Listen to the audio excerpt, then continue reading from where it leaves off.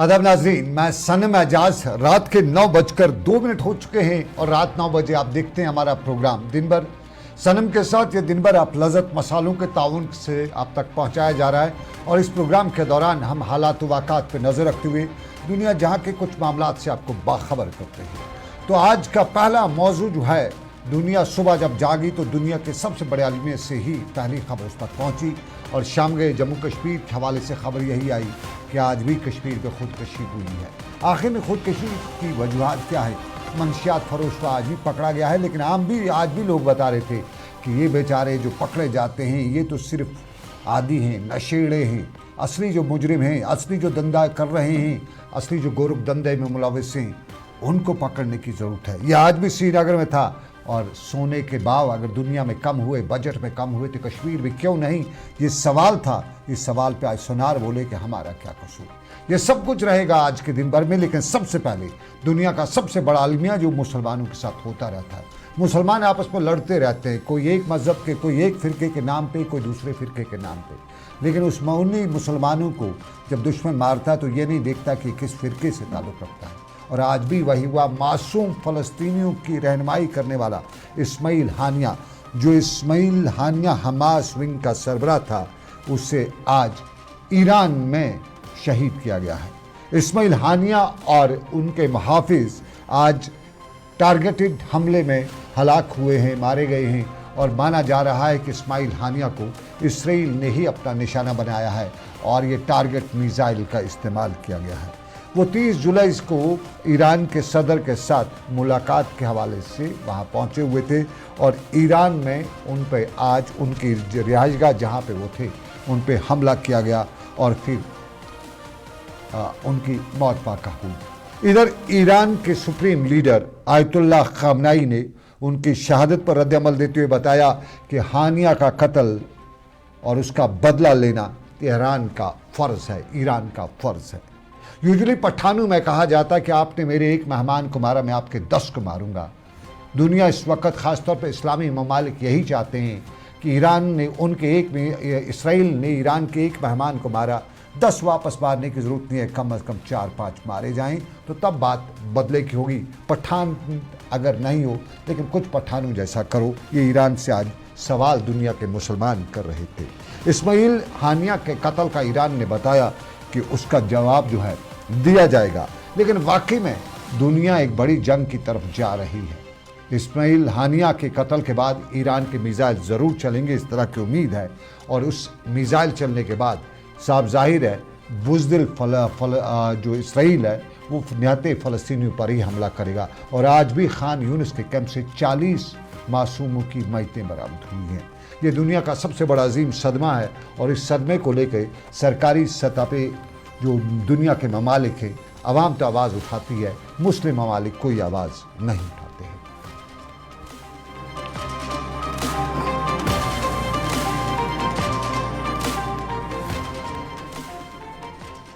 और नाज़रीन, अब ज़रा जम्मू कश्मीर का रुख करते हैं। कल बड़ा दिन है जम्मू कश्मीर के टूरिज़्म सेक्टर के लिए, जम्मू कश्मीर की फ़िल्म इंडस्ट्री के लिए।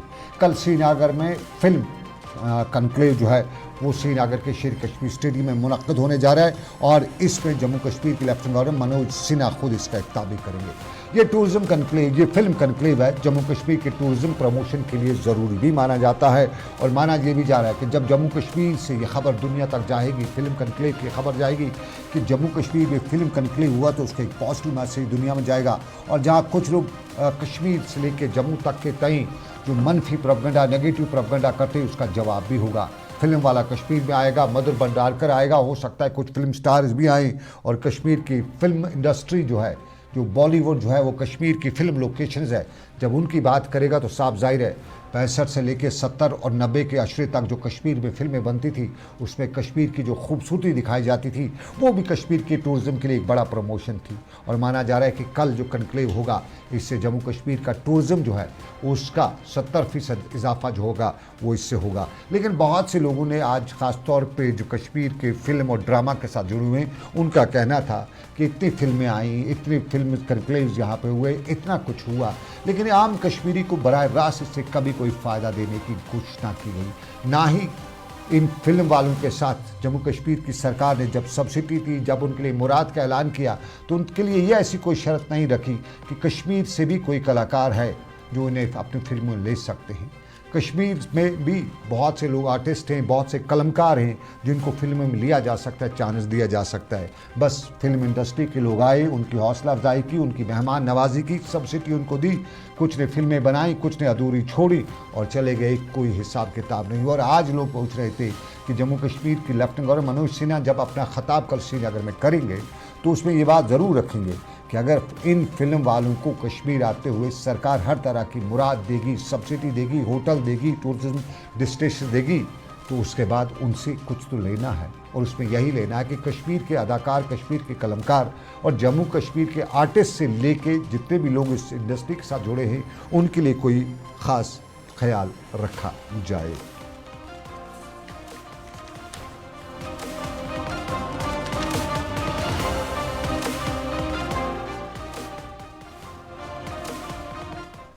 और नाज़रीन, आज ज़रा और मामलात और दूसरे मामलात में कश्मीर के हालात हैं और कश्मीर के हालात में बड़े सनसनीखेज़ इंकशाफात हुए हैं। सरकारी सतह पर उस हवाले से कुछ बताया नहीं गया है, बैक चैनल से ही इस तरह की खबरें निकल के आ रही हैं। और आज शायद उम्मीद थी कि जम्मू कश्मीर के पुलिस सरबराह आर स्वैन से श्रीनगर में ये सवाल हम पूछते, लेकिन आज उनका मौका नहीं था, उनने मौका इस चीज़ का नहीं दिया। और आज खेलों पे उनने बात की और खेलों की बात उन्हें श्रीनगर में रविंदर पाल सिंह की याद में बादल हॉकी क्लब की तरफ से जम्मू कश्मीर स्पोर्ट्स काउंसिल के इश्तराक से जो पहला कश्मीर हॉकी लीग टूर्नामेंट 2024 का इनेकाद हुआ, ये श्रीनगर के TRC में हुआ। और यहाँ पर जम्मू कश्मीर के पुलिस सरबराह आर स्वैन मेहमान खसूसी के तौर शिरकत में मौजूद रहे। यहाँ जब उनने खेल की बात की तो खेल के हवाले से उन्हें बताया कि कश्मीर के नौजवानों का टैलेंट है और हर खेल जो है उसमें वो अपने आप को नुमाया तौर पर सामने रखते हुए जम्मू कश्मीर के नौजवानों के खेल की तारीफ पुलिस सरबराह ने की। तो जम्मू कश्मीर में खेल सरगर्मियों को ज़्यादा बढ़ावा देने के हवाले से भी उन्होंने बताया कि जम्मू कश्मीर की इंतज़ामिया हो, जम्मू कश्मीर का पुलिस फोर्स हो, जम्मू कश्मीर के दूसरे इदारे हों, कश्मीर के नौजवानों के लिए एक मौका, एक प्लेटफार्म कर ही रहे हैं। और ये जो टूर्नामेंट है इसमें भी जम्मू कश्मीर के मुख्तलिफ हिस्सों से आई हुई टीमें जो हैं वो हिस्सा ले रही हैं और यहाँ का टैलेंट जो है वो निखर के आएगा, यहाँ का टैलेंट जो है इसी तरह से आगे दुनिया तक जाएगा। जम्मू कश्मीर में ये खेल मुकाबले जो हैं इनमें जम्मू कश्मीर पुलिस का एक अहम रोल भी रहता है और जहां सिक्योरिटी के साथ साथ जम्मू कश्मीर पुलिस की अपनी टीम भी इन सारे खेल मुकाबलों में शिरकत भी करती है। और पुलिस सरबराह ने आज इस बात की यकीन दहानी भी कराई।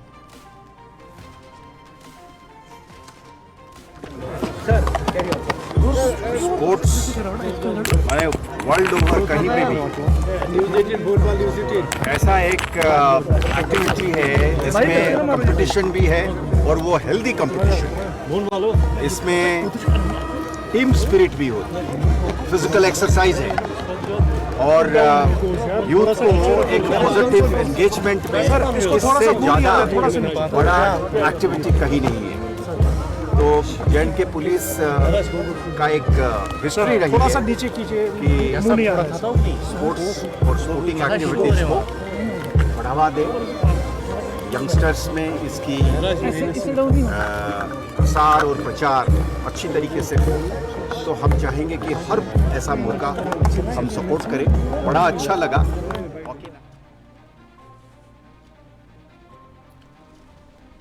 और नाज़रीन, ये हमारे नौजवानों की बात है, लेकिन हमारे नौजवान जानमर्ग भी हो रहे हैं। पिछले कई दिनों से हमने उनकी जानमर्गी के कहानी खबरें चलाई हैं और आज भी ये वाक़ा हमारे कश्मीर के साथ देखने को मिला।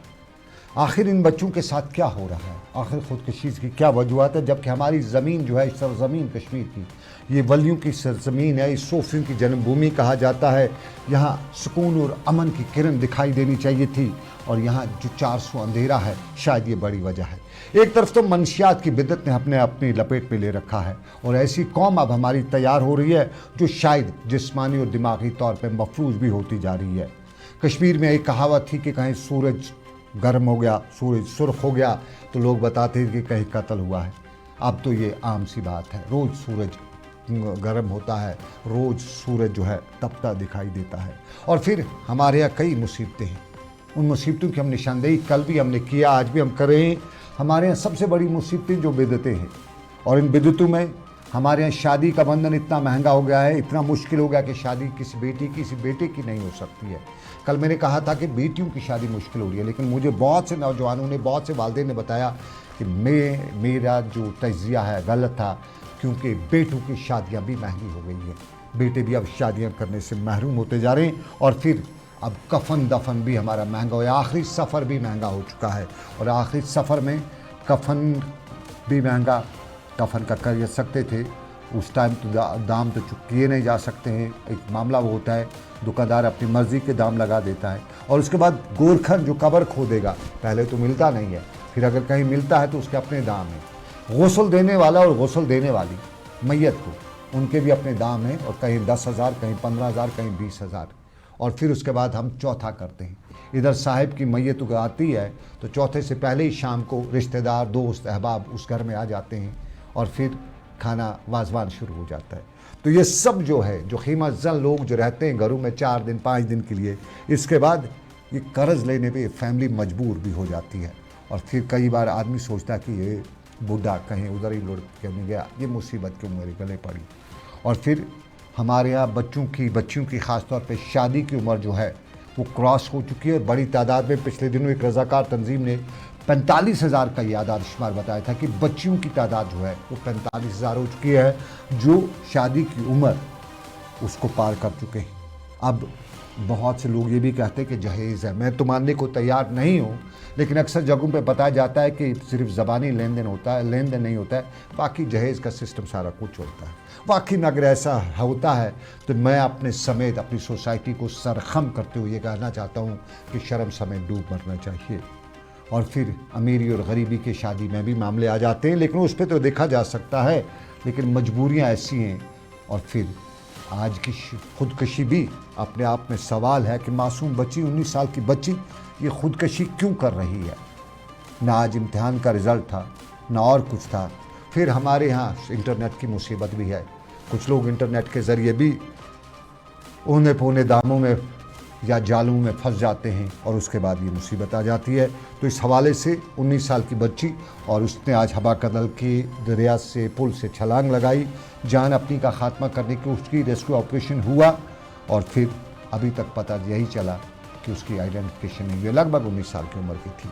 तो फिर ये वो मामला है जिस पे हमें अफसोस करना चाहिए। ये ख़बर जो है यूजुअली हम बहुत पीछे लिया करते हैं, लेकिन ये हमारे माशरे का अब तल्ख़ हकीकत है। मनशियात के बाद ये खुदकशी जो है ये दूसरी बड़ी तल्ख़ हकीकत है, और हम इससे अगर आँख बंद करेंगे तो शायद हमारे माशरे में ये हमें ले डूबेगी।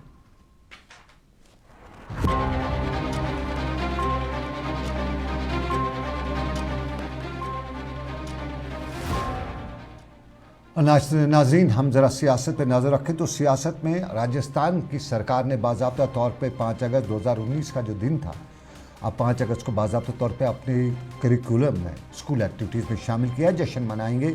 उस दिन कश्मीरियों की, जम्मू कश्मीर की जो रियासत है, इसको 2 हिस्सों में तकसीम किया गया था। जम्मू कश्मीर की रियासत को यूटी में बदला गया था, और फिर यहाँ पे इस दिन को बेचने की कोशिश की जा रही है, सियासत करने की कोशिश की जा रही है। अगरचे बहुत से लोग इस दिन के हवाले से ज़्यादा नहीं बताते हैं, लेकिन बहुत से लोग कहते हैं कि जज्बात भी इस दिन के साथ जुड़े हुए हैं, और स्कूलों में ख़ास तौर पे जो करिकुलम एक्टिविटीज़ इस तरह की जाती है, उससे बच्चों पे मनफी असर पड़ता है। और आज यही बात गुलाम नबी लोन हाजूरा ने श्रीनगर में पार्टी दफ्तर पर भी की, और 5 अगस्त 2019 को राजस्थान में, माफ़ कीजिएगा, 5 अगस्त के दिन को राजस्थान के स्कूल करिकुलम में, स्कूल कैलेंडर में शामिल करने पर उन्होंने बताया कि ये मामला शर्मनाक है।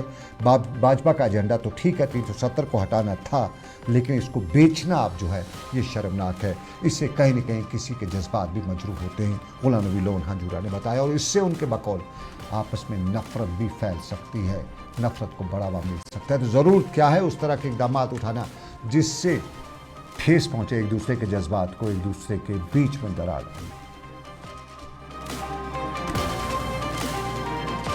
आपको एक बात बताऊंगा कि जो यहाँ दफ़ा 370 हटाया गया, 35 ये हटाया गया 5 अगस्त 2019 को, तो ये उसी वक्त इनका ये ख्याल था कि इसको ये इस इलेक्शन में, जो इलेक्शन पार्लियामेंट का हुआ, इसमें सारे हिंदुस्तान में इसको बेचेंगे। और किया भी उन्होंने कोई मुद्दा नहीं उठाया, उन्होंने सिर्फ 370 का जिक्र किया, 35A का जिक्र किया। हर स्टेट में, हर यूनियन टेरिटरी में कि हमने जी बड़ा कमाल कर दिया कि दफ़ा 370 को हमने ख़त्म किया। लेकिन नतीजा क्या निकला कि जितनी सीटें इनको पार्लियामेंट में थी उसमें कमी आ गई, कम हो गई। जो इनको ख्याल था कि इससे हम 400 पार हो जाएंगे, 400 पार तो नहीं हो गए, 370 पार भी नहीं हो गए, 300 पार भी नहीं हो गए, 240 पर पहुंच गए। तो क्योंकि लोगों को समझ है, लोग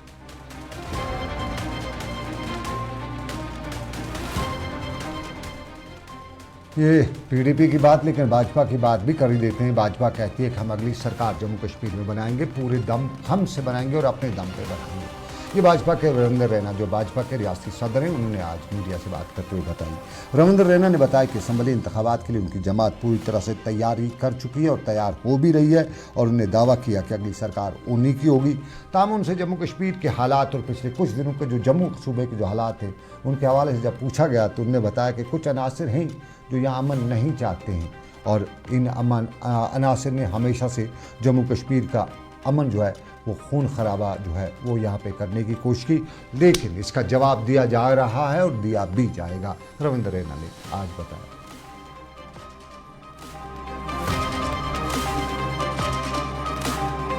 कुछ ऐसे अनासर हैं, कुछ ऐसी ताकतें हैं जो नहीं चाहते कि जम्मू कश्मीर में अमन, शांति और खुशहाली हो। कुछ ताकतें हैं जो ये कोशिश करती हैं कि जम्मू कश्मीर में खून खराबा किया जाए, बेगुनाह लोगों का खून बहाया जाए। पिछले 35-40 सालों में बड़े जुल्म सितम तशद्दुद जम्मू कश्मीर के लोगों ने देखे हैं। अब ये जुल्म सितम हम और नहीं बर्दाश्त करेंगे। तब पार्टी पूरे जम्मू कश्मीर में इस समय असेंबली के इलेक्शंस की तैयारियों के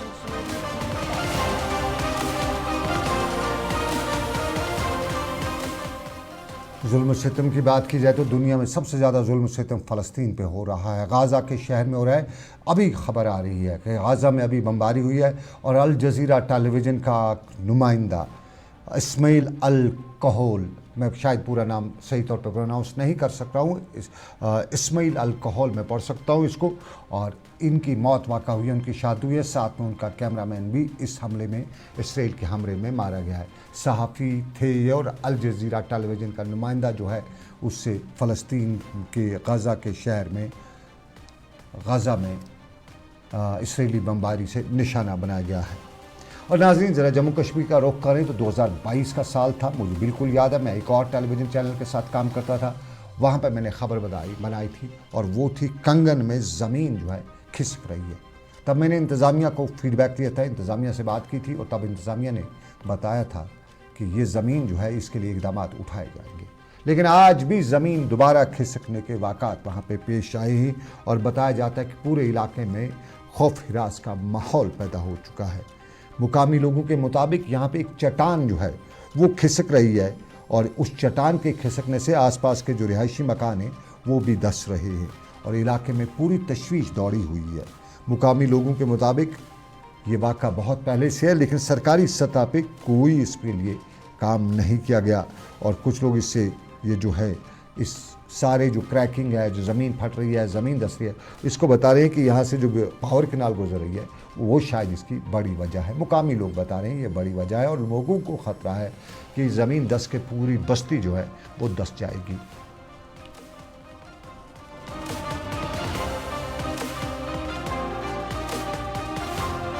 इसके आज कल शाम को हमने जब देखा, ये थोड़ी थोड़ी दरारें पड़ रही थी, लेकिन उतनी नहीं। जब हम सुबह सवेरे जाके तो यहाँ पे बहुत सारी तकरीबन 6-6, 7-7 इंच की दरारी जो है वो पड़ गई है। और पानी देखो, आप खुद देख सकते हो पानी कितना निकला है। लास्ट टाइम भी यहाँ हुआ था, जो यहाँ पे है हाजी साहब का कॉम्प्लेक्स, जो आपने देखा जो पूरा डिस्ट्रॉय हुआ था लास्ट टाइम, जो स्लाइड आई थी, लैंडस्लाइड, उसमें उनको करोड़ों का नुकसान हुआ। ये जो इरिगेशन कनाल है ऊपर से, हैदर कनाल हम उसको बोलते हैं, जो खेतों में चला जाता है, शाली के खेतों में, वो पानी आता है।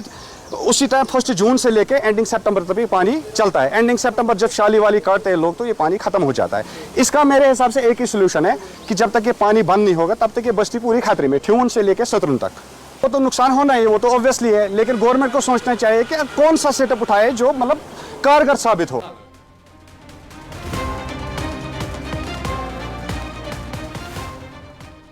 देख रहे हैं आप प्रोग्राम दिन भर सनम के साथ लज्जत मसालों के ताउन से। एक छोटा सा तजारती वक्फा लेंगे, ब्रेक के बाद वापस आएंगे।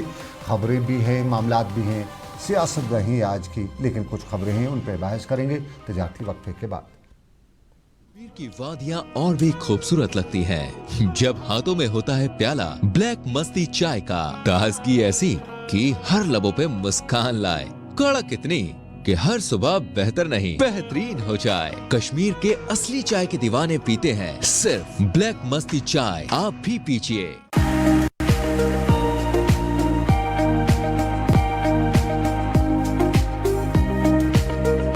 ये ऑटो जो है शोर भी बिल्कुल नहीं है, पोल्यूशन भी कुछ नहीं है, आराम से वो लाइक अ कार सफर इसमें कर सकते हैं और कस्टमर के लिए भी फायदा है और जो ड्राइवर है उसके लिए भी बहुत फायदा है। बैटरी पे सस्ते रेट हम कम पान बैटरी पे स्पीड असल। जो ये पियाजो इलेक्ट्रिक ऑटो है ये सवारियों के लिए बहुत ईजी होता है, ये बेनिफिट ये बरोबर कंफर्टेबल की वारंटी भी है कंपनी की तरफ से। जो खरीदना चाहे उनको कुछ नहीं है, सिंपल उनको हमारे पास आना है, उनके पास आधार कार्ड पैन कार्ड होना चाहिए। डाउन पेमेंट हमने बहुत कम रखा है, हम उनको फाइनेंस करेंगे, हम उनको पूरा करेंगे, हमारे लोग पूरी मदद करेंगे, उनको ज्यादा से ज्यादा बेरोजगारी दूर करेंगे। Authorised dealer Kashmir motors, Sangrama Sopore, head office Sonwar Srinagar.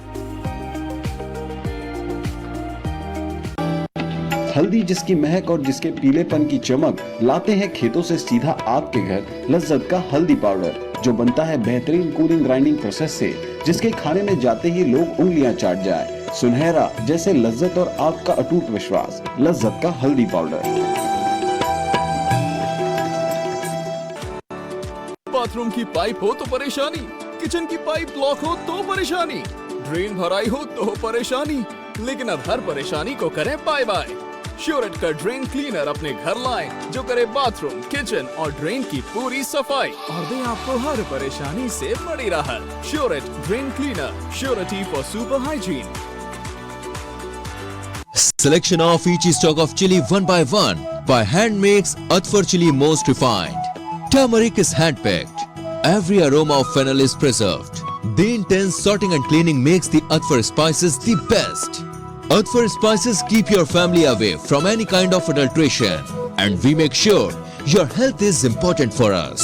Fill your kitchen with Atfar spices and keep your family in best health and taste.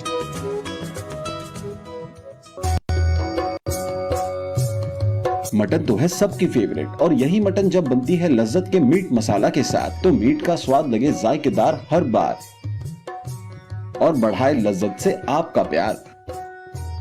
आज ही ले आइए लज्जत का मीट मसाला। बहुत शुक्रिया। आप देख रहे हैं प्रोग्राम दिन भर सनम के साथ लज्जत मसालों के ताउन से। और आपने ब्रेक से पहले अपने पिछली जो 20 मिनट थे उनमें हमने बताया था कि शादी महंगी हुई है कश्मीर। मुझे करेक्ट किया जा रहा है और सोशल मीडिया पे हमारी जो लाइव नशरियात थी उसमें बताया जा रहा है कि शादी महंगी नहीं हुई है, शादी बनाई गई है और उसमें ख़वातीन और वालिदैन भी ज़िम्मेदार हैं, क्योंकि अक्सर ख़वातीन जो है वो सरकारी मुलाजिम से शादी करना चाहती हैं। तो कितने मुलाजिम होंगे जिनसे शादी की जाए। और दूसरी बात कि बेरोज़गारी है और वो भी एक बड़ी वजह है कि हमारे यहाँ शादियाँ जो हैं बच्चियाँ जो हैं शादी की उम्र को पहुंच चुकी हैं लेकिन शादियाँ नहीं हुई। ये वजूहत हो सकती हैं, वजूहत हैं भी, लेकिन इसके साथ साथ कई जो मसाइल हैं, जो बड़े मसाइल हैं वो भी हैं। आपकी राय आपने जो दी, मैं सबका नाम नहीं ले सकता हूँ इस वक्त, लेकिन आपने जो भी राय दी उसके लिए आपका बहुत बहुत शुक्रिया। आप हमें इसी तरह से फीडबैक देते रहिएगा। हम कोशिश करेंगे कि आपके मसाइल, आपके मामलात को आवाम तक, सरकार तक, अरबाब इख्तियार तक उजागर कर सकें, पहुँचा सकें। और मामला जब उजागर करने हो तो नज़ीर अहमद यत्तू का कोई सानी नहीं, सरकार को जगाता भी है और कई बार इस तरह से कर चुका है कि मजबूर भी सरकार को किया और आज भी मजबूर किया। ये तस्वीर आप देखिएगा, ये डलवन बडगाम की है, चिराग शरीफ का इलाका, डलवन का इलाका। और इंजीनियर नज़ीर अहमद यत्तू जो सियासत में बड़ा नाम भी हैं, DAP के जनरल सेक्रेटरी भी हैं, खुदाई करें। ये उनकी अपनी ज़मीन नहीं है कि वहाँ आज खुदाई कर रहे हैं वीकेंड पे, बल्कि ये सरकार की जो बिछाने वाली पाइप बिछानी थी उस पाइप को तो लाया गया लेकिन बिछाया नहीं गया।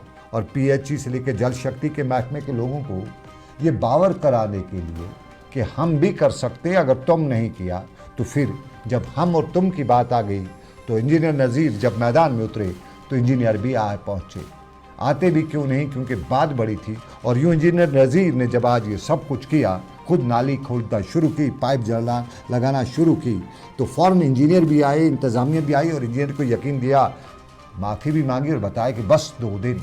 लेकिन सवाल यह इंजीनियरिंग महकमे से ये है कि अगर इंजीनियर नज़ीर ये नहीं करते तो क्या आपको नहीं करना था? ज़रूरी है कि आपको फोर्स किया जाए कि आप ये करिएगा। हंदवाड़ा की कहानी आपको याद है, हंदवाड़ा में बच्चों की मौत हुई थी, कहीं न कहीं डायरेक्टली वहाँ पे पानी का मामला भी उसमें था। और वहाँ पे जैसे ही वो हादसा हुआ उसके दूसरे दिन पाइपें लगाई गई, वो पाइपें पहले भी लगाई जा सकती थी। और यही कहानी यहाँ पे है, इंजीनियर नज़ीर अगर नहीं आते तो पाइपें नहीं लगती। आज इंजीनियर्स ने वादा किया कि भाई इंजीनियर नज़ीर साहब आए हैं, हम इनका एहतराम करते हैं, हम पब्लिक एस्पेक्ट में पाइपें लगाएंगे। क्या ये खुद वो नहीं लगा सकते थे? ये ज़रूरी था कि कोई आके आपको हल्ला गुल्ला करे, लॉ एंड ऑर्डर की प्रॉब्लम क्रिएट करे, तब आप करेंगे। ये जल शक्ति और पीएचई के इंजीनियर से सवाल है। लेकिन इंजीनियर नज़ीर ने आज जो किया उसके बाद इलाके के लोगों की वाहवाही तो ज़रूर पाएगा, लेकिन कुछ लोगों को दिखा दिया, बता दिया कि चिल्लू भर पानी में डूब मरने के लिए ये नाली ज़्यादा बड़ी हो सकती है।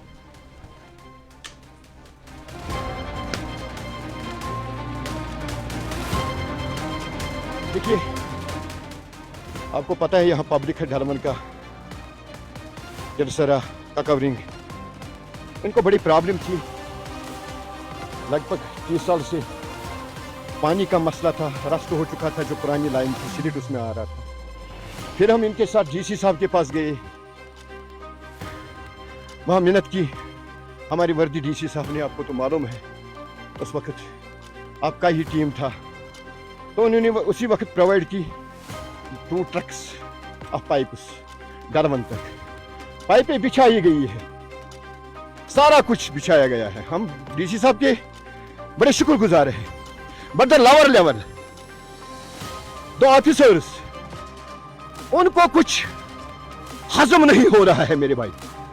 जख्मान उनको, सिर्फ आप देख रहे हैं पाइप यहां तक आ चुकी है, यहां आप लगाइए, एक टंकी है, सिर्फ कनेक्शन देना है। सुबह मुझे फोन आया, एक बुजुर्ग ने कहा मैं पानी से मर रहा हूं, मैं क्या पीऊंगा।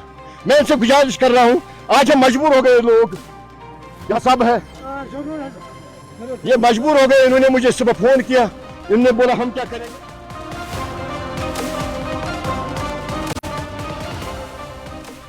पाइपें बिछाई थी, एक कनेक्शन नहीं दिया जा रहा था और उसके लिए ये सब कुछ हुआ। और ये कहानी हर जगह से आती है।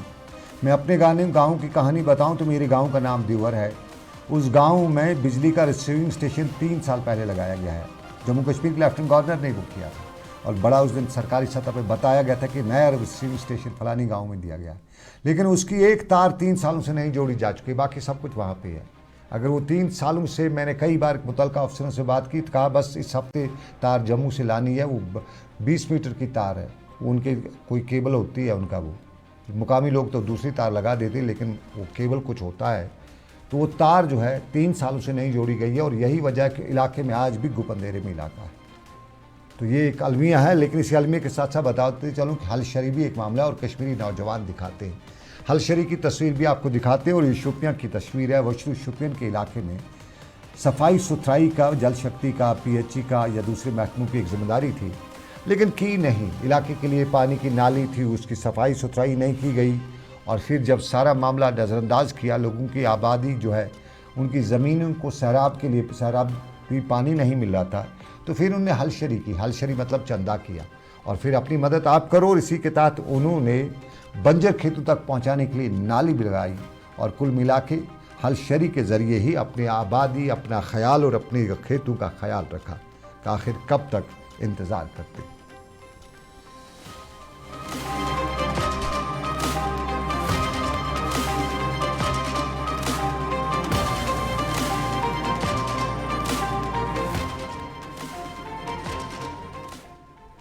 नाज़रीन, ये था हमारा आज का दिन भर। आज के दिन भर से बस इतना ही। इस उम्मीद के साथ आपसे लेंगे इजाज़त कि रब्बे कायनात की मर्ज़ी, आपसे फिर करेंगे मुलाकात। अब रखिएगा अपना ख्याल। अल्लाह आपका, मेरा सबका निगहबान हो। अल्लाह हाफिज़, शब खैर।